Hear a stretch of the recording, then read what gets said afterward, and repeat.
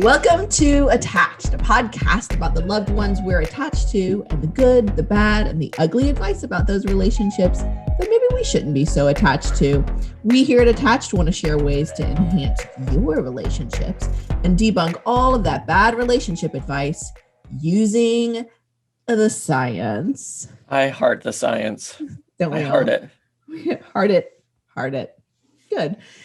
I'm Dr. Patricia Robertson out of the University of Tennessee, Knoxville. I'm Dr. Jacob Priest from the University of Iowa, Iowa City. I'm Dr. Sarah Woods at UT Southwestern Medical Center in Dallas, Texas. Thank you. Sorry, I didn't conform quickly enough. Welcome to a new year, you guys. How very, very exciting. I've missed all your shiny faces. Ooh, is it shiny? Did I need to wash it a little bit better today? Honestly, I don't know why I said that, but a new episode. Today, Jacob is going to bring us something fantastic, I'm sure, in pop-in culture. Then in the academic deep dive, we're going to discuss the academic article, Hiding Success. And then in good or bad advice, we're going to discuss some advice we found on social media. Very, very exciting. If you have advice you'd like us to talk about, send it to us. Email us at attachedpodcast@gmail.com. Tweet us, Facebook us, Instagram us at attachedpodcast. Or you could just go to the World Wide Web, our website, attachedpodcast.com, and send us a message right there. Also, we are now on YouTube. This season 2, all of the episodes are going up live on YouTube. So please remember to smash that subscribe button on YouTube, especially if you want to continually see our beautiful, shiny faces do this podcast. I'm just kidding. They're not shiny. They're very normal. I did get some new beard oil for Christmas. Maybe that's what you're seeing. Oh, so fancy. Before we get to all of that, Happy New Year again. Welcome back. It's lovely to see you. What have you guys been up to? So I think, what was it? Maybe a few episodes ago, I talked about how wonderful our child was sleeping. How he was going down and then sleeping for 10 hours straight. And it was the thing of miracles. Indeed. I'm here to report that it was all a mirage. It was all fake. And it's not real. And it tempted me. And it made me believe there was light at the end of the tunnel. But, dear listeners, there is no light. There is no light. No, is this birth control? Is this what you're spewing here? It might be. I mean, the crazy thing is he goes to bed at his approved time at 7:30ish or whatever.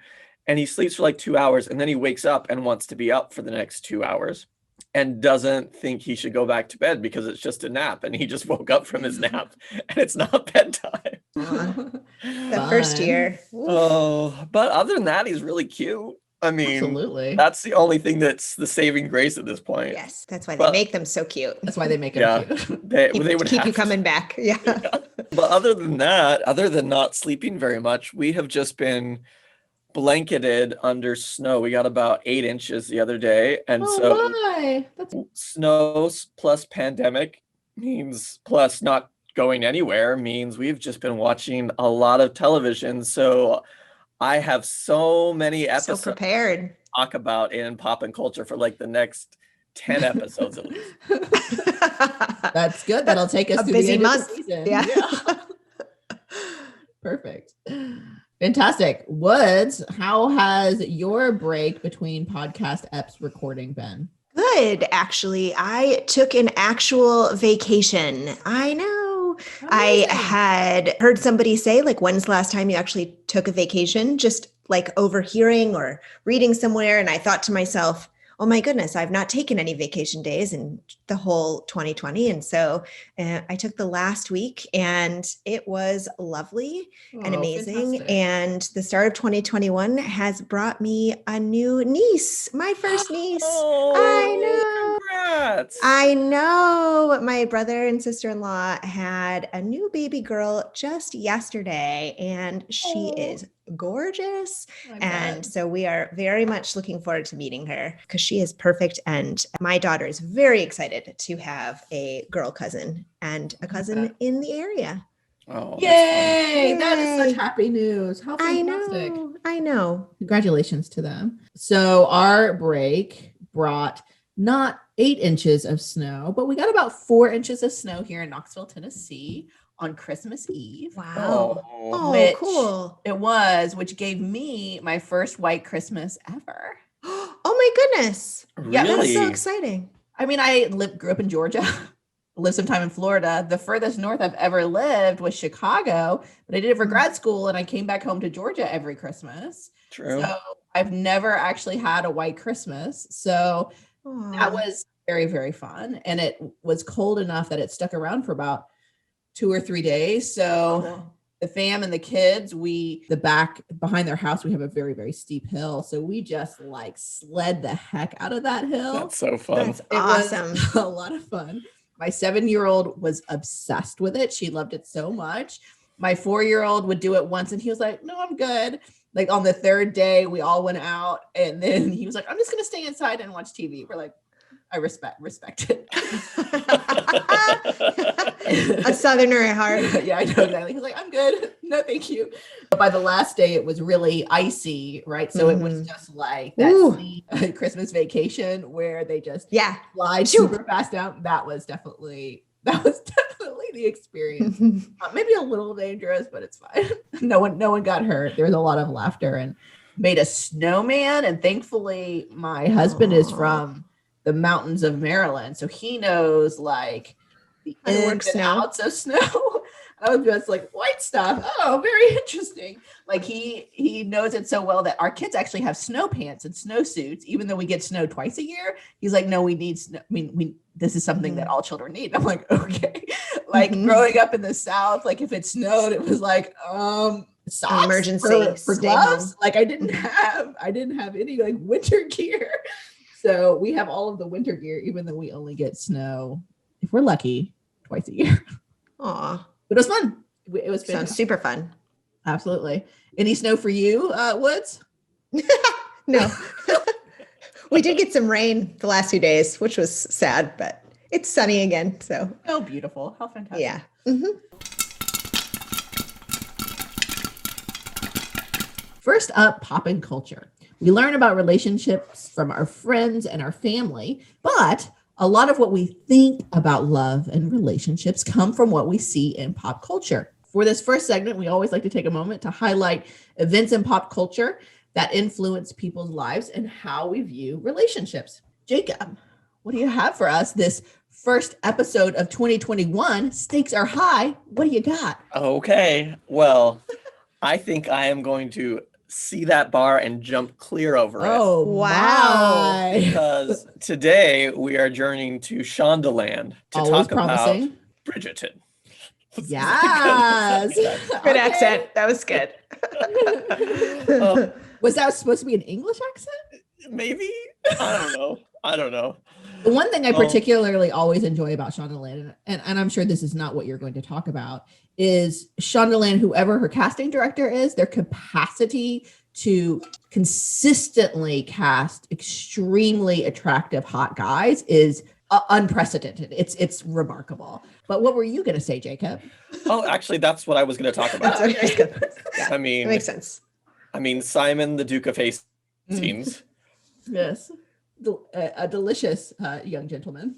Yeah, he came onto the screen and I just said, like, I hate you. Like, I hate you. Like, nobody can ever look like that. That's not real. Interesting. My reaction was That the is opposite. interesting. My reaction was the opposite. Interesting. But we do want to talk a little bit about Simon, the Duke of Hastings, who, if you haven't seen a picture of him, like, you probably should. He's a very attractive man. He's a very attractive man. I want to talk about a concept that I think Bridgerton demonstrates really well, Ooh. which is the idea of destructive entitlement. Destructive entitlement. Okay. Yes. So Please explain. Please define. yes, Patricia, if you remember back to your master degree days at Purdue University in our, was it multi-generational theories Oh. course? Yes, with With Joe, context. Dr. Joe Wetchler. with Dr. Joe Wechsler, and we talked about contextual family therapy, right? And contextual family therapy, one of the key concepts is this idea of destructive entitlement, meaning basically, this is a little oversimplification, but because you were wronged, you can do something that is destructive and it should be validated and it should be okay. I'm going to give some spoilers out. So if you haven't watched Bridgerton and you would like to, Sarah Woods, please just jump forward about 3 minutes and that'll be all of it. Right? So one of the main characters is the very attractive Simon, the Duke of Hastings. And his father was a total piece of shit.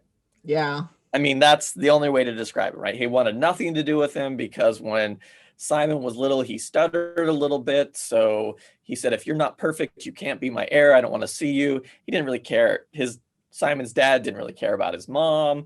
He was fine when she died. Simon was isolated and he was growing up and he hated his dad. Yeah. Right. So his dad's on his deathbed. And he looks at his dad because all his dad ever wanted was for the Hastings line to continue. There will always be a Hastings boy to inherit the title of the Duke of Hastings. Because he hates his dad, he looks at his dad and says, I will never bear a son, right? So that's this vow he makes to his dad on his deathbed because he hates his dad so much. Yeah. I think he said the word sired a son. I like Baird is a little less farmy. Yeah. As luck would have it, of course, Simon the Duke of Hastings falls in love. And as part of the hijinks of the season. Indeed. You're right. Love is a hijinks. Continue. I don't take this seriously at all. Go on. His soon-to-be wife, Daphne Bridgerton, hence the name of the show, Bridgerton. Wow. He tells her, I can never have children. And just like that, I can never have children. Mm-hmm. And Daphne interprets that as he physically cannot sire a child. Yeah. When in fact, he is very much capable of siring a child. So that process of having this sense of hatred and destructive entitlement creates even more hijinks throughout the season, which we won't talk about because they're interesting and very dramatic and very not kid appropriate. So if you watch this, make sure your kids are out of the room. Especially for episode 6, huh? I mean, anyway, I think that's a concept that's important to understand. Sometimes when we feel that we have been wronged, we feel that we are entitled to perpetrate that wrong on other people, that our negative experiences in relationships allow us to dictate what our relationship should be and gives us power or authority to determine what is correct and what is not. This can be really unhealthy because you will then, like Simon the Duke of Hastings, oftentimes create narratives that are not necessarily open about what's going on to try to ensure that you can have control of a situation that eventually is probably going to come back to hurt you or people you love. So when you have been wronged in a relationship, you want to be very careful not to take that out on other people. I think it's important to learn and to grow from that, but to use that to hide or keep secrets or to control a specific situation can be really damaging. And there's a variety of hurts that somebody can experience in a relationship. And if we take that pain and we use it to inflict pain on others, it's really just perpetuating that sense of hurt that we had, that we didn't enjoy, that we didn't like, and inflicting it on somebody that we love and we want to be close to. When you've experienced pain in a relationship, I think it's really important to make sure or to try to ensure that you can deal with that pain, let others know about that pain so it doesn't become something that festers in a relationship and can eventually lead, as you would see in Bridgerton, to lots more hijinks or real world problems. So destructive entitlement, bad. Bridgerton, very good. Definitely recommend the watch. But like Patricia said, don't watch it with your kids. Yeah. Probably not. Yeah. But an excellent watch. And I really like that your take-home message there, Jacob. Very articulate. Destructive entitlement is bad. Oh, classy. Chef's kiss. The knowledge you get from this podcast is just amazing. Like, you listen after, like all the years I struggled through graduate school and tenure just to share destructive entitlement is bad. Like, that's what it takes to get to this point. Yes. I wish I would have known that all those papers we had to write for Joe, I could have just done them in one sentence. You know what I mean? Like, yeah, it's just so powerful. It is. I'm just have nuggets of wisdom. It's not enough that the word destructive is in the title. That didn't get us there. It was the is bad piece that really finished it. The fantastic wording. Oh, beautiful.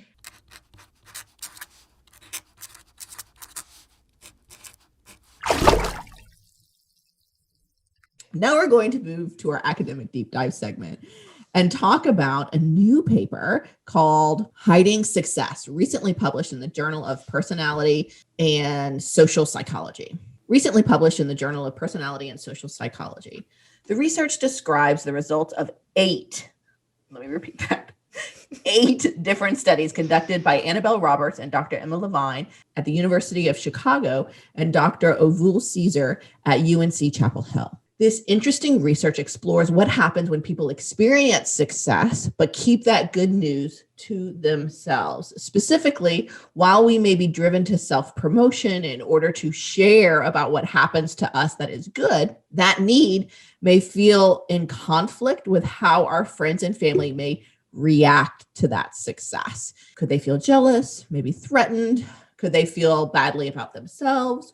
Or could they think that we're bragging or self-centered by talking about our good news? If we're afraid that that could happen, we might be more likely to keep our good news to ourselves. This kind of reminds me a touch about our capitalization that we talked about in season 1.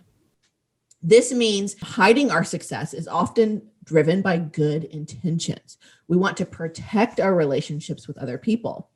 But these researchers in this current study decided to explore the possible costs, so the downside to our relationships of deciding to hide our success. Sarah, 8 studies, my, they were busy. And just to give a little bit of context, multiple studies is kind of common in psychology. 8 studies is a heck of a lot. So that's really, really impressive. Can you help us out by breaking down how these researchers explored the consequences of hiding success from the people we care about and what they found? Mm-hmm. Yeah, you're definitely right, Patricia. It definitely is. It's sort of the flip side of capitalization, which is this process we've talked about in prior episodes, where when we have good news to share, when something good happens to us and we share it with somebody else, and that partner responds warmly and enthusiastically and is really excited for us, then we get additional benefits for ourselves of that initial good news, but also our relationship benefits. And that process, when we engage in it, is not only normative, but predicts positive outcomes for those relationships. So this is sort of the opposite. The consequences for these relationships of when we have good news, but we hide it. And so these researchers think about hiding success as this self-deprecating process where we're downplaying rather than highlighting our own achievements. And that is because, like you described, Patricia, these competing needs to be perceived as competent, but also to be perceived as warm and likable, and that those things can be at odds with each other. So we're deceiving people, but for good reasons. It's something that they suggest might be especially problematic if sharing is normative, which it might be more likely to be, for example, in one-on-one conversations with people we're really close to.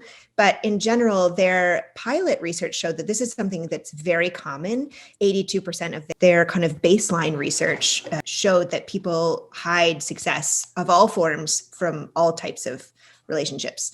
So it's a really interesting concept and one that I can identify with personally. Yeah. So across these 8 studies, most of them were experiments. So they intentionally tried to manipulate some of these ideas to see what would come out, for a total sample size across all these studies of 1,687 participants. Yeah. So they looked at actual relationship relationship partners, and that was mixed group, like friends, romantic partners.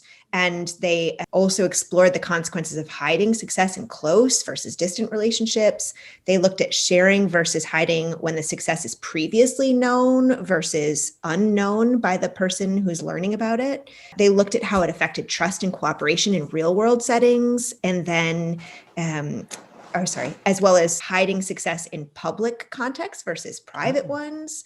They really kind of looked at this from multiple different facets. They especially explore this mechanism of paternalistic motives, like how do the people we hide success from think about why we are hiding that success, and does it influence how we feel about people keeping their good news from us? Why do we think that they're doing that? They also looked at hiding success in response to being asked directly versus indirectly about it. So I'm going to give just kind of an example of what one of these studies looked like rather than break down all 8 and be here for 4 hours and watch those listening statistics just drop. So one of their studies looked at known pairs, so people that knew each other before the study started. Okay. So there's 2 people, the communicator who has this success experience and the target. That's how they refer to them, the person that is having that success hidden from them. So the first person, the communicator, answers questions about their relationship with that target, how close they are, how long they've known them. And then they get asked a question about, please choose an event that is a personal positive event for you, but that target person does not know about. Describe that success. Make sure it's recent, something you're proud of, something you think is impressive, etc.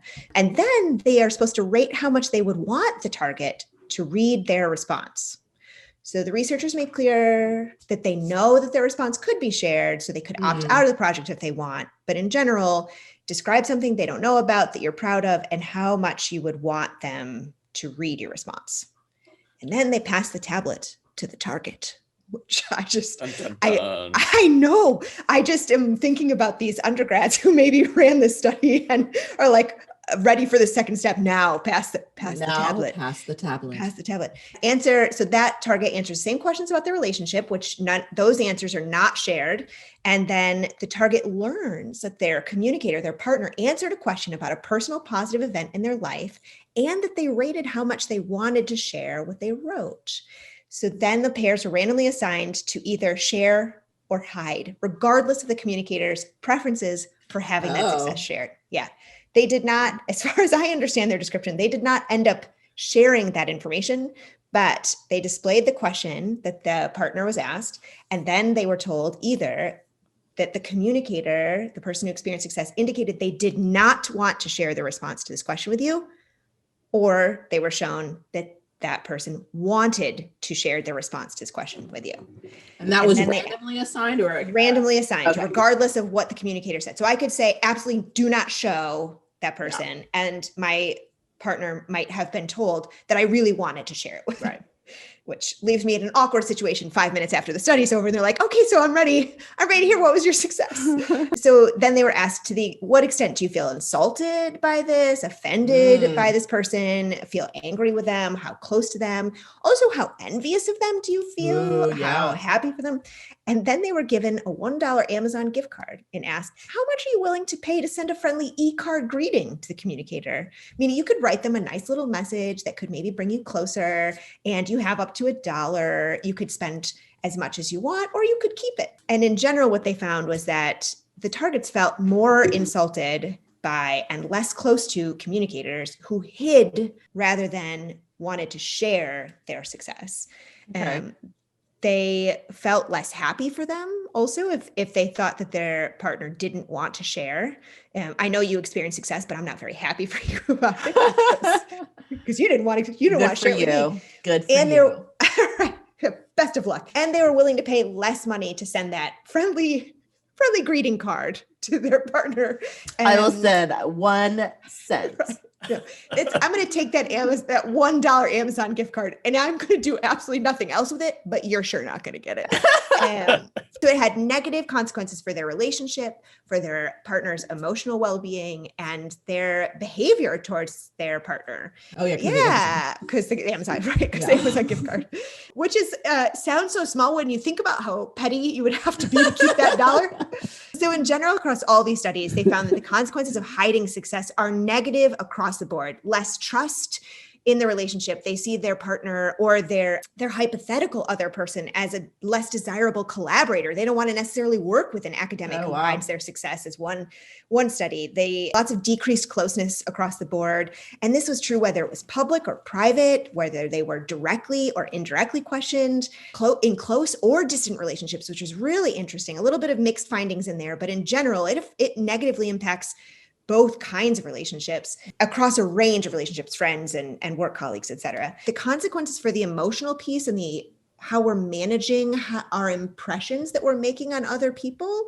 is a little bit mixed, meaning that hiding success appeared to decrease how envious these other people were, but also decrease their happiness, right? So I'm not as jealous of you because I don't really know what happened good for you, but I'm also not how could I be happy for you? You wanted to hide something from me. Yeah. You stinker.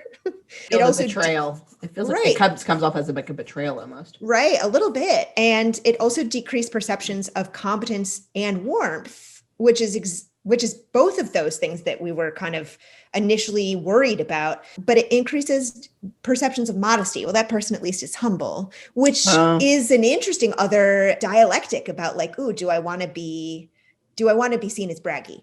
And which do you value? Do you value being perceived as humble or competent? Right. And then that by your friends. Interesting. And they didn't do a whole lot of conversation here about gender differences. That is definitely something I'm really curious about. I wrote that down. That was what I was really curious about too.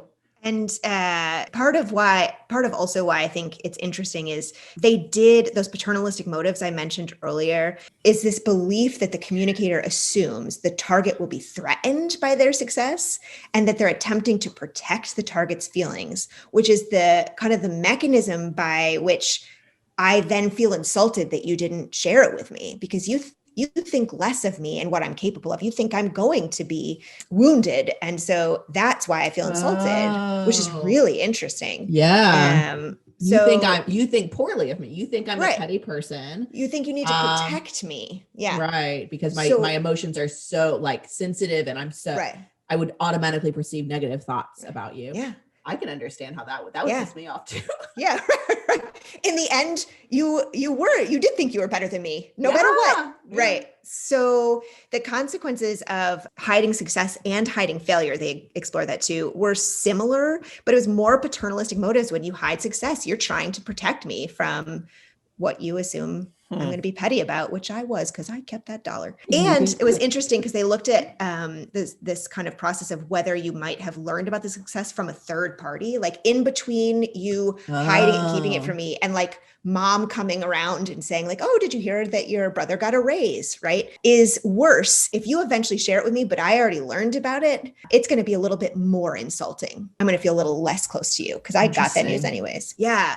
So the withholding positive information about yourself and your accomplishments, it damages, per this research, damages your relationships more than sharing success does. And people we're close to feel more insulted and less close to us when we hide rather than share it.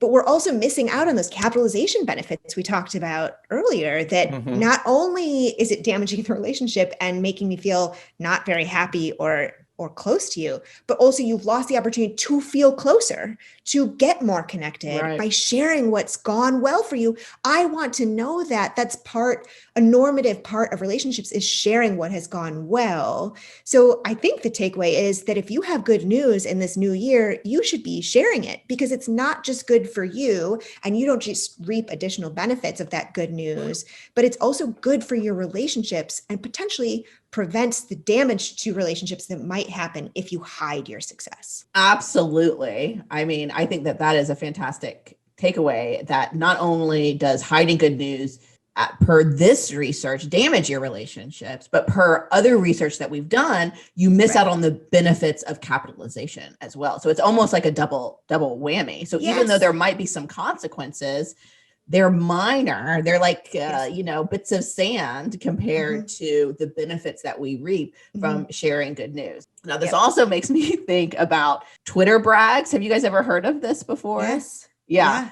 So, there are ways to share good news that you don't sound like an a-hole for sure. But So, don't purposefully go around sharing good news and making yourself sound like an a-hole. Interestingly, and this is hard for me to do, especially in terms of like academic, professional success. Mhm. And I was told by a mentor, this is something that junior faculty in particular really have to do now. It's not just enough to publish papers. It's not just enough to have these successes on paper.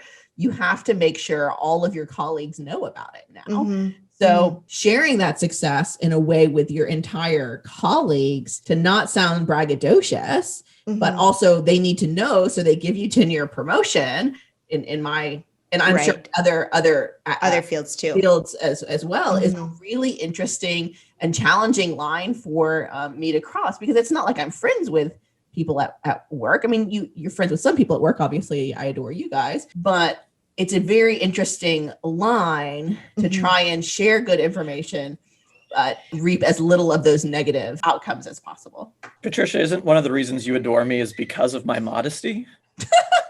Yeah, yes. I mean, anyone who knows me knows that I am just like so modest and so humble. You're not humble. You're not humble. You're not humble. You're I guess I could just say brave. I don't have problem talking about my successes. Maybe that's what it is. Which I think also feeds into Sarah and I's original question about gender and how women because at the beginning I was going to bring that up. They talk about how, the reason why you withhold is because you want to be seen as warm. And I think women are socialized to the need to be perceived as warm is much higher and more intense for women than men. So it is interesting. Not only would it be perceived differently for women than men, but the process of sharing good news might be easier for men than for women. No, I would agree. I think that sometimes there is that expectation that women be more warm or more modest, and that seen as sharing success can be, I think it's probably a systemic factor to continue, what do I want to say? The patriarchy? That's the word I'm looking for on this. That is the word I'm looking for. Woohoo! Boo! Woohoo! Yeah! Finally, time for good or bad advice, where we talk about pervasive relationship advice in our culture. We hear relationship advice from our parents, family, and friends. We see advice about how to be in relationships from movies and TV shows. And we read endless advice spewed at us on social medias, blogs, and numerous top 10 lists. But a lot of it just actually isn't good advice and really isn't good for our relationships. This is the part of the show where we use science, mind you, to decide if this advice is good or bad. If you have seen or heard some advice you'd like us to talk about, send it to us. Email us at attachedpodcast@gmail.com or tweet us, Facebook us, Instagram us, slide into our DMs at Attached Podcast, or go to the attachedpodcast.com website and send us a direct message. While you're at it, please like and subscribe to our wonderful podcast on your favorite podcast app. And you can even go to YouTube and like and subscribe to these episodes there. So we have, fear not, fellow listeners. I'm channeling a little Bridgerton here. I have been scouring the social medias throughout the break to bring you the best and maybe the worst advice out there. So first, we have advice from @BrandonK.Good on Instagram. Brandon says, the other day, someone said to me, trust patterns, not words. And I am still shook. It's officially my 2021 motto. Trust patterns, not words.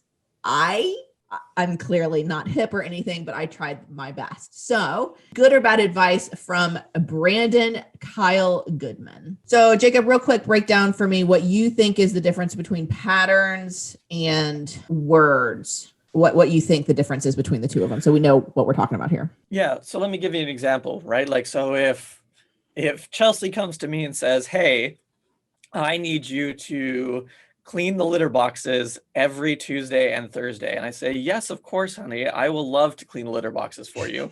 And then I don't clean the litter boxes. And she comes again and says, hey, would you please clean the litter boxes on Tuesday and Thursday? And I say, yes, of course, I'll clean the litter boxes.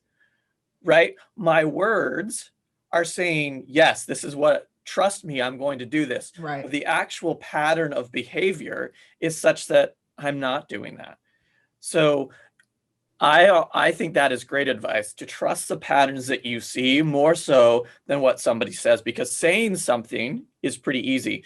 Changing your pattern of interaction, of behavior, is much more difficult. So good advice from Brandon Woods. Yeah, I agree. I think that's good advice. It's a little bit of a different way to say what we talk about in therapy is process versus content. Our goal as therapists is to focus less on what people are saying and more about how they are saying it, and then also how they are interacting with each other and the patterns of those relationships. What they're saying is the content, and how they're saying it is the process. And how they're interacting with each other is the process. The patterns of their relationships, how they engage with each other, is the more important goal to be focusing on. And then our goal is to help couples and families also make that shift to be thinking less about what is being said and more about how they are treating each other and connecting with each other. So yeah, I think this is really good advice. So good advice from both. Focus on patterns, not so much words, or trust patterns and not so much words. Okay, so next we're going to move to Dr. Kate Humphreys. This is on Twitter. She says, this year, instead of pajamas after bedtime, I started dressing my kids in their clothes to wear for the next day. Morning tantrums reduced 30 to 50%. Passing it on in case it'll make 2021 a little easier for parents of young children.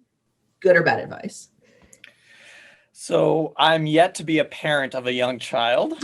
So I will let you know when I try that. Like, just reading it's like, oh, but what happens if they like pee through their diaper in the middle of the night? Because that's what's happening to me right now. I like the spirit of the idea. The spirit of the idea. Yes. Okay. Go on. In that, like, to try to change an outcome, think upstream, like what is creating this eventual outcome. So I like that like there's tantrums in the morning, so I'm going to intervene, not when there's a tantrum, but hours before. But I don't really know, depending on the kid, if that's actually going to work or not. So spirit of the advice, good. Actual advice, TBD. So Woods, good or bad advice?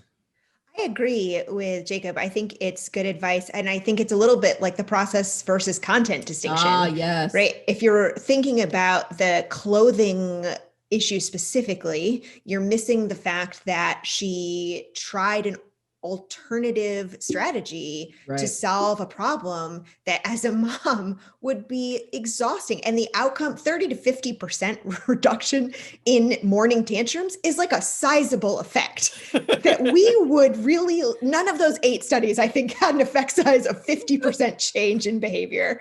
And so I am really encouraged by the fact that she found a creative solution that, honestly, if it doesn't bother her and it makes her kids happier, go to. Because that might not be a strategy that I could do. That's another piece where the content or the specifics becomes less helpful. I couldn't, it would bother me too much that my kid didn't sleep in pajamas and then didn't get into clean clothes in the morning, which means it's not an intervention that's going to help for me if I follow this specific words of the tactic, right? But if I follow the spirit of the intervention and I think outside the box and move upstream, as Jacob's talking, that's definitely encouraging for parents. I really like that.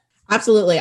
The other thing I really like about this is, one, she just offered the information, right? Like said, if this makes your 2021 better, here's something that's helpful for me. I love it when people find little life hacks that, to be frank, a lot of people could be judgmental about, right? But they see, they don't care so much about that, and they know it was genuinely helpful for them and they want to pass that forward. So while obviously that's not the advice, I really appreciated process of how she gave the advice. Yeah, process of how she gave the advice. And it also makes us all think creatively, right? Like, how do we make mornings better? How similarly, how can we make these other things better? And like you guys are saying, thinking upstream is really, really important. And just shout out to all of the people in Dr. Humphrey's mentions here. 99% of them are positive. So I just also want to shout out to people for not being a-holes and being judging about this as well, because if 2020 has taught us anything, we need to be more loving to each other and more gracious to each other. And I just love that people did that. And also, it really is a great life hack. Also, adults can use it too. Like leggings can serve both as pants and pajamas. I'm not speaking Get up and go. personal experience, except that I am. So, just find those hacks and live them and be proud with them. I love it. Another benefit of sharing success, right, is what you're talking about, is that her creativity inspires other creativity. Yes. And makes people feel like, ooh, I can try something new and different too. And you perceived her to be competent and warm and sharing. So it's a nice little example of Patricia, research. I would just like to thank you for setting me up for success, because this is the first time Sarah Woods has agreed with me twice. And I feel like twice in a row, and I feel very validated and very vindicated in Wow. I don't know. I'm just, You guys are looking for another V word? yeah. You also feel like a virgin? Touched for the very first time. By Sarah? Alliteration is that it's not that powerful. I think just oh, mercy, you guys. Well, that's really good news for you, Jacob. Hopefully your 2021 is starting off on the right foot. On the right It is. Nice. On the correct foot. You can start left or right, no judgment. Thank you. Foot. You're welcome. So next we are going to move to the ticks and the talks, if you know what I mean. So this is from Ryder on TikTok, and a little bit of background before we get into this one. On TikTok, you can do something called a stitch, where it's someone else's video and then your video pops on and you comment basically on that other person's video. So the original person video, this person was asked on TikTok, how do I stop expecting stuff from my friends because I'm just hurting myself? And his response was that expectations are a huge mistake. So that's the background. And then we're going to see what Ryder's response to that is. Expectations are a huge mistake. This is a bad take. Gary, I appreciate you. I like a lot of your messaging, but this just isn't it. Expectations aren't the root issue. The root issue is uncommunicated expectation. If we do not communicate what we expect from other people, it is the breeding ground for resentment. To tell everyone to not have expectations of people, that's just not going to work. We need things from other people. We need to interact. It's what community is. We give, we share, we take. That's what humanity is. If I have friends, I'm going to expect things from them. If I have a partner, I'm going to expect things from them. That's not the issue. We have to communicate what we need and what we want from other people. Because if we don't do that, that's where the problem comes. And we have to realize that if somebody can't meet our expectations, it doesn't necessarily mean they're a bad person. It means they don't have enough capacity to meet us. And that's why we have multiple friends and multiple outlets of healing. Communication. So, good or bad advice from Ryder about expectations, communicating expectations specifically? Great advice from Ryder. I am going to say, come on the podcast. That's what we talk about all the time, right? About communicating our expectations, understanding that not everybody's always going to be able to meet our expectations. So we can't put all of our relational expectations on one person. This is great advice. And I think his take on the previous video, his stitch, as the hip kids call it. As you now know. Jacob, you're so cool. I know. Oh, beautiful. Usually people pause before and after saying stitch. So you did that beautifully. Very natural. Very natural. I think that this idea that you're not going to have expectations of people, like get rid of all your expectations and you'll be free. No, that is really bad advice. And Ryder was good to call that person out about that. So yes, communicate your expectations. Understand that when people don't meet those expectations, that doesn't mean they're bad people. Sometimes everybody gets overwhelmed. Also, one caveat, if there is a place where you've communicated your expectations and somebody with their words has said, yes, I will meet those expectations, but in their pattern has not met those expectations, then over and over and over again, maybe that is a time to reevaluate the type of relationship you have with that person, because their pattern is teaching you something. But communicate expectations, great advice. Understanding and giving people grace, great advice. Yes. And also making sure that you have multiple people to rely on for the needs and that sense of community that you have. Also really good advice. Good advice all across the board from Jacob. Woods, what you got? I also fully agree, and I appreciate Jacob's breakdown. It's a new year. I cannot believe It's a new year. Jacob is like on Like, fire. How do I put He's this so on my vindicated. CV? How do I put this on my CV of like, Sarah Woods agreed with me 3 times in a row. 3 times. Personal communication. Yeah. I actually, sorry, Sarah. I think I'm gonna take the blame for this. I didn't find hard enough advice to like divide you guys. Is it on me? No, I don't think so. I think you've Okay. done a really nice job of collating some really good advice and some unique ideas here that, even though we're agreeing on them, are not necessarily things that you would see kind of shared very broadly. So it's a nice curated collection, Patricia. Yes. Well, Now you I two are fished. vindicated. I fished hard for that compliment. So I appreciate you giving it to me. That's So- good, because you didn't hide your success, and now we are closer. And We are. circle is closed. Beautiful. Sorry. So what's good about advice? Yeah, very good advice. It's also science-based, right? So it immediately makes me think of the work of Scott Stanley and Howard Markman, I think at University of Denver, who do a lot of research on expectations in relationships and the importance of being really clear and sharing those.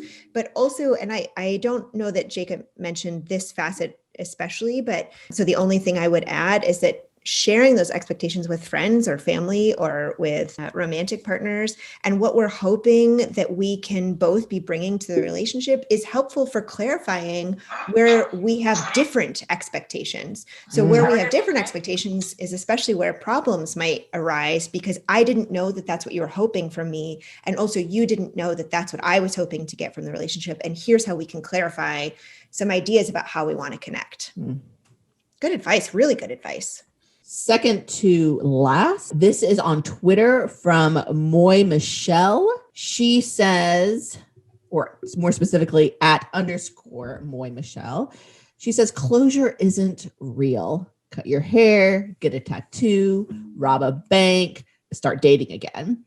It would be nice, but it's not needed. And if you don't get your closure, understand you lack nothing to give yourself your own closure. Good or bad advice? And I think she's specifically referring to romantic relationships here. Yeah, I want to define my terms here before I weigh in, right? The notion of closure, as I understand it, is the concept that once you have ended a romantic relationship, there becomes a singular point where you have officially moved on, right? I think that in this case, that's good advice. I don't think that there's necessarily we reach a point where we have lost a relationship and all of a sudden that door has closed. We no longer feel any attachment. We no longer think about it. We no longer like have that be a part of us.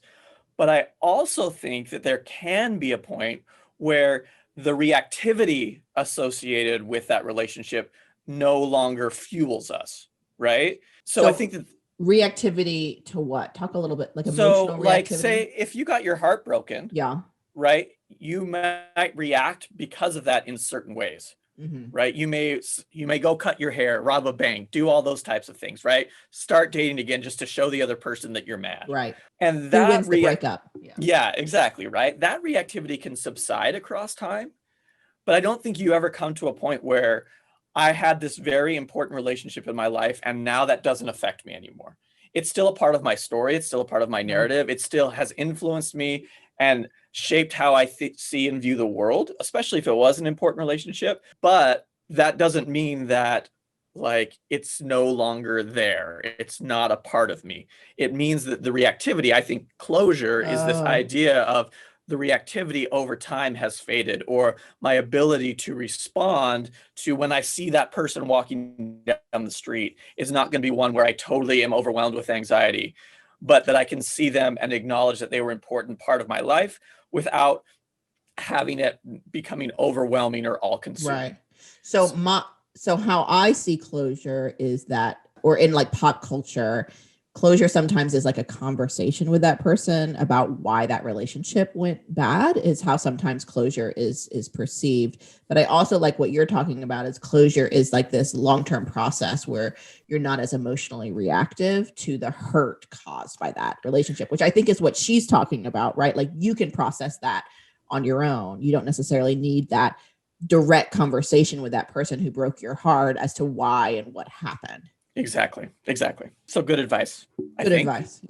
Yeah, I think that's what I'm saying. Yeah. So the process of reducing reactivity over time, which is what she's alluding to, is good advice. Woods, good or bad advice? I agree. Good advice. And I think what four for four. I think what Jacob's talking about, he is describing really nicely in connection to this idea about romantic relationships, but is also the same process that I would talk about in terms of like any kind of grief or loss. And we've talked about before on this podcast last season, we talked about the fact that closure is a myth. It's a really strongly culturally perpetuated myth that there should be some terminal end point to the process of loss and grief.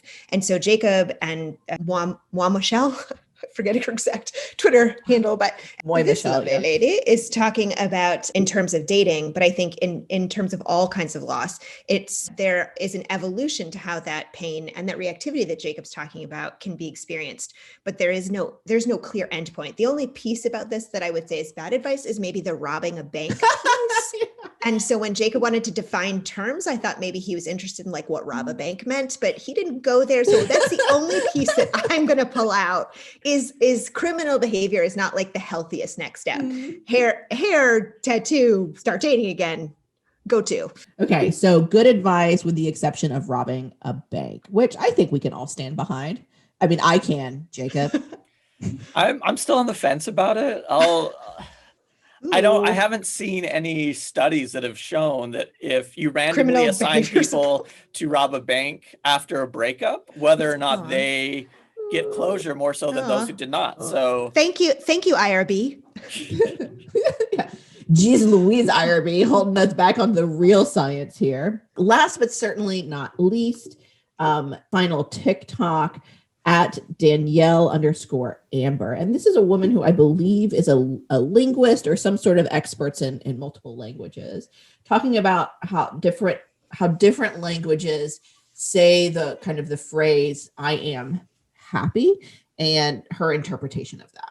This is a really good question. So the Irish word for happy is óthas. And to say I am happy, you'd say tó óthas urim. In other languages like English, you say I am whatever the emotion is. So the emotion becomes you. And in other languages like Spanish, you say I have the emotion, tienes feliz or whatever. But in Irish, you say tó óthas urim, happiness is upon me. And to say I am incredibly happy, you would say tó óthas an daran urim, the happiness of the world is on me. So I always interpret that to mean emotions are fluid and it doesn't define you based on what your emotion is, which I think is pretty beautiful. So I'm not really sure if that's advice or not, but I wanted your reflections on that good or bad interpretation of how to view language, but also emotions and how we think about emotions. First of all, that was a very soothing TikTok. I don't know, like listening to it, watching, I was like, I just feel relaxed. And the beautiful Irish language that she used there, I was like, speak to me. Like that's because you're going to master that accent also. Is that your next move? I mean, I am Irish by descent. That is where my ancestors come from. So maybe I should explore my family of origin a little bit more and master that accent. But I love this advice, this idea that emotions are fluid, right? And I think that's important to remember because often good or bad, and I don't like labeling emotions like that, but that's how they're talked about frequently. Those types of emotions we feel are all consuming and should be present all the time. But really, as we go throughout our lives, as we go throughout relationships, the emotions we feel are going to be fluid. They are going to come and go. And understanding that as a part of those relationships, I think, is key. And I need to get on TikTok just to follow those soothing TikToks now so I can fall asleep to that wonderful Irish accent. So good advice, good interpretation. What? I agree. I think good advice. I have a colleague that I work with who is my former supervisor who reminds me of this quite a bit, that we are not our emotions. Yeah. And so we get to experience them and be present to them, but also stand separate from them. They don't own us or define us. And you can interpret the fact that she says that to me often, whatever way you would like to. But in terms of relationships, I use this idea a lot for myself in parenting to soothe myself, that when I start to get distressed because my child is distressed, sometimes I will out loud remind both of us that emotions are temporary.